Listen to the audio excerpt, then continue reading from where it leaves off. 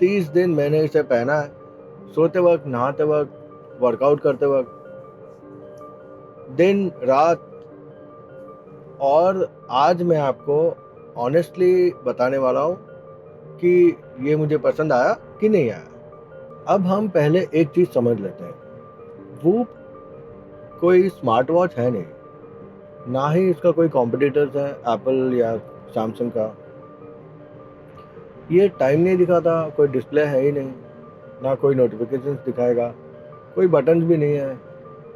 तो ये क्या है? ये एक ही काम करता है, ये आपको बताता है आपका बॉडी कितना रिकवर्ड है और आज आपको कितना पुश करना चाहिए। बस यही पूरी प्रोडक्ट है। वो बात करते हैं जो इसमें सबसे अच्छा लगा मुझे। Number 1, battery. जब इसको अनबॉक्स किया था तब 46% के आसपास बैटरी था। तो जो इसके साथ पावर ब्रेक आता है, जो मैंने आपको दिखाया था पहले वीडियो में, वो मैंने लगा दिया था। ऑलमोस्ट 40-45 मिनट्स के आसपास रखा और फुल चार्ज हो गया। और वो पावर ब्रेक जो है वो भी इतना हल्का है ना, उसके साथ भी कुछ वेट ऐसा फील नहीं होता है हाथ पे कि कुछ लगा है, ऐसा कुछ नहीं है। नॉर्मल वॉच जैसे लगता है। हाँ ठीक है, जैसे ही चार्ज हो जाता है तो उसको आप अलग सा चार्ज करके हमेशा रेडी रखो। पर मैंने बीच में एक और बार चार्ज किया था और अभी कुछ दिन पहले चार्ज किया, तो ओवरऑल 3 बार मैंने चार्ज किया। और लगभग अगर मैं एवरेज देखूं तो 10 दिन के आसपास रहता है। हाँ, वो लोग क्लेम करते हैं 14 दिन, 10-11 दिन तो रहता है। वो काफ़ी अच्छा लगा। इनफैक्ट मुझे वो यूज़ करने के बाद लग रहा है कि यार सारे ही वॉचेस ऐसा क्यों नहीं है। क्योंकि नॉर्मली जब हम जो भी अगर एप्पल वॉच या कोई भी वॉच को चार्जिंग के लिए रखना चाहते हैं तो आपका यूजुअली हम जब रात में लगाते हैं सोचते हैं सुबह रेडी हो जाएगा, पर फिर आपका वो स्लीप डेटा मिसिंग हो जाता है ना। ये आपके बॉडी को ही रहता है, चार्जिंग होते रहता है, तो उतारने की ज़रूरत ही नहीं पड़ी और स्लीप डेटा भी मिल जाता है। तो वो बहुत ही स्मार्ट मूव लगा। और नंबर 2 इज़ कंफर्ट। ये इतना हल्का फील होता है ना बॉडी पे, पहनने के 5 मिनट के बाद ही आप भूल जाओगे कि आपने कुछ पहना हुआ है। क्योंकि ये बैंड भी काफ़ी पतला है, अच्छा है, सोते वक्त बिल्कुल डिस्टर्ब नहीं करता आपको। ये जेन्युइनली ब्लेंड हो जाता है आपके बॉडी के साथ, तो वो मुझे काफ़ी अच्छा लगा। और तीसरा, ये एक असली प्रोडक्ट है। Heart rate, breathing rate, sleep, strain, recovery.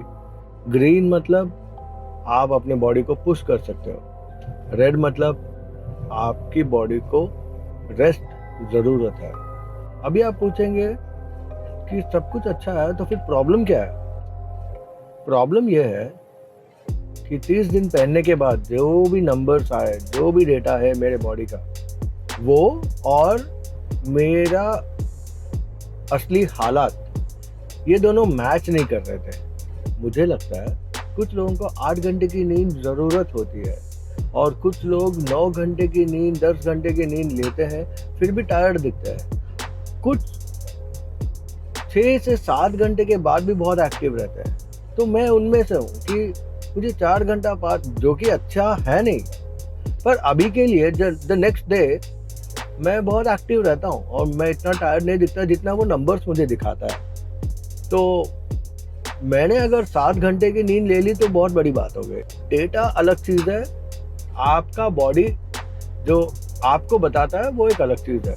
दूसरा, कभी कभी आप वर्कआउट करते हो तो हार्ट रेट कुछ लोगों को 150, 160 में, वो लोग या 170 में बहुत ज़्यादा हो जाता है, हेवी ब्रीदिंग लेने लगते हैं और फिर वो लोग उनके लिए 170 is like way too much. मेरे लिए मैं 180, 185, 190 करता हूँ, जो कि अच्छा होगा नहीं होगा नहीं पता, पर मेरे लिए तो हाँ ठीक है, आई कैन पुल आउट। वो जो हार्ट रेट है वो एक मैक्स में कवर करता है, उसको लगता है कि ये बहुत मैक्सिमम रेंज है, पर आई कैन डू इट। और ठीक है, मतलब वो हर बार नहीं, पर ठीक है 2-3 मिनट के लिए उतना हैवी चल जाता है, या 1 मिनट के लिए, डिपेंड्स। तो इन शॉर्ट, हर एक का बॉडी और उनका स्ट्रेन लेवल अलग अलग है।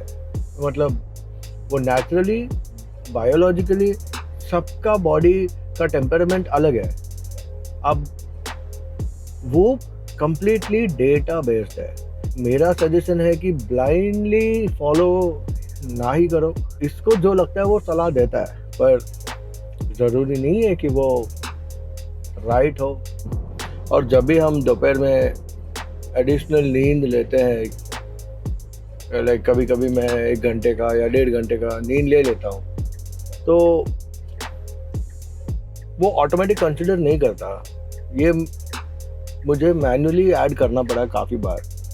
वो करता क्या है, वो जो भी आपने नींद लिया है अगले दिन, मतलब उस रात के स्लीप डेट से हटा देता है। अगर आपने मानो कि 8 घंटे का नींद आपने ले लिया और उसी दोपहर, मतलब उस दिन आपने 2 घंटे का नींद एक्स्ट्रा लिया है, तो वो को लगता है कि अगले दिन आप 6 घंटा सो जाओ तो भी ठीक है। पर ये मेरे हिसाब से सच नहीं है। आप अगले दिन जो भी आपका रेगुलर स्लीप है, कभी कभी वो पूरा करने के बावजूद भी आप थकान सा महसूस करते हो, पर वुड के नंबर्स के हिसाब से आप एक्टिव हो। तो बेसिकली वो पूरा डेटाबेस पे फोकस करता है, उसका जो भी है, और उसके हिसाब से वो आपको बताएगा कि ये है। तो ये मैंने नोटिस किया है। एक और प्रॉब्लम जो मुझे लगा, प्रॉब्लम एज एन अनवांटेड चीज़ें हैं, ठीक है, मतलब मेरे ख्याल से, मेरे लिए तो अब एक एवरेज नॉर्मल बंदा कभी कभी लाइक हफ्ते में 3-4 दिन वर्कआउट करता है, इतना हैवी भी नहीं करता, नॉर्मल करता हूँ, वो भी मैंने कुछ महीनों से शुरू किया हूँ। तो मैं एक एवरेज टाइप का ही बंदा हूँ। जो भी पैरामीटर्स है, जो भी इतने सारे डिटेल्स दिया हुआ है ना ऐप में, मुझे लगता है वो सारा यूजलेस है। 1 बार 2 बार, मतलब आप देखेंगे, चलो आपने नया नया लिया है तो आप मेरे ख्याल से 1 हफ्ते तक देखेंगे, स्टडी करेंगे, चलो एक 10 दिन तक स्टडी करेंगे, बाद में आप उनको इग्नोर करने लगते हो। और कुछ दिनों के बाद आप नहीं उतना चेक करते हो यार। मैं हार्डली कभी चेक किया हूँ कि इसके अंदर जाओ, फिर उसके अंदर जाओ, फिर उसके अंदर, बहुत सारा लेयर्स है। आपको जितना देखना है अंडर डीप तक आप स्टडी करते रह सकते हो। एक अच्छा चीज़ लगा मुझे उसमें, वो है एज। अब वो किस हद तक ट्रू है या एक ऐसा एक एडवर्टाइजिंग या मार्केटिंग गिमिक है, वो नहीं पता।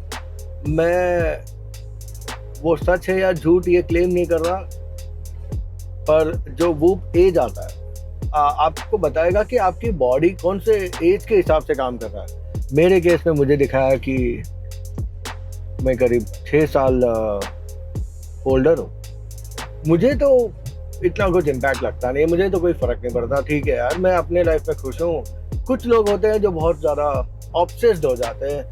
अब इसमें स्क्रीन नहीं है, ये आपको पता है, क्योंकि ऑब्वियसली उनके हिसाब से कोई डिस्ट्रैक्शंस नहीं है।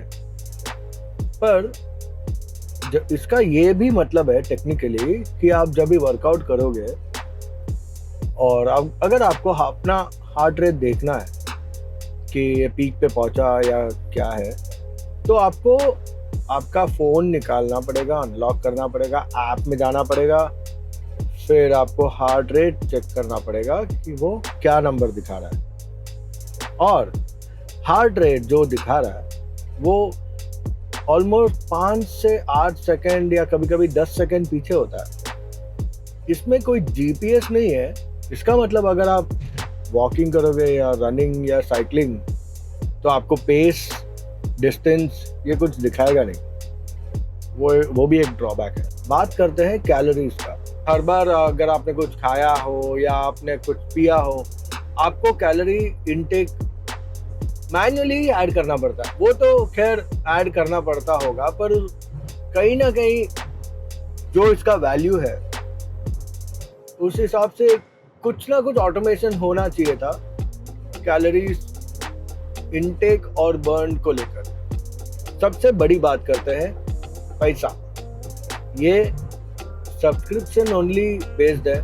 1 साल के लिए अगर आप यूज कर रहे हो तो ठीक है, वो काफी चीप हो जाता है ना। पर आपको कंटिन्यू करना है तो आप सेकेंड ईयर सब्सक्रिप्शन ले लेते हो। वो फिर एक ट्रैप में फंसने लगते हो एवरी ईयर। जैसे ही आप फिर थर्ड ईयर ले लेते हो, वो ऑलमोस्ट एप्पल वॉच अल्ट्रा के प्राइस पहुंच जाता है। तो अभी अगर आपने एप्पल वॉच अल्ट्रा लिया हुआ हो, फिर तो वो 8 साल के बाद भी वो आपका ही है। पर ये 1 साल के बाद अगर आपने सब्सक्राइब नहीं किया, फिर ये सिर्फ एक ब्रेसलेट जैसा बन जाता है हाथ पे, कुछ काम का नहीं है। इसमें एटलीस्ट वो होना चाहिए था कि यार चलो 2 साल के बाद वो फ्री हो या 3 साल के बाद फ्री हो, पर नहीं, एवरी ईयर वो है।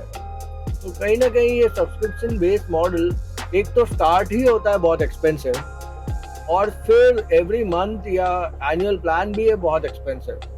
तो मुझे ये एक चीज और जो डेटा और रियलिटी और जो नंबर्स, ये सब चीजों को लेकर मुझे लगा एक एवरेज पर्सन के हिसाब से इतना जरूरत नहीं है।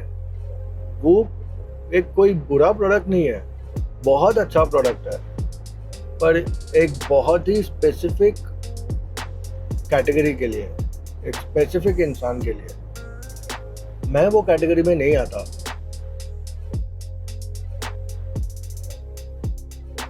अगर आपको ये वीडियो पसंद आया तो प्लीज सब्सक्राइब करना and let us know down in the comments आप कौन सा ट्रैकर यूज कर रहे हो and if it's worth it. See you in the next one.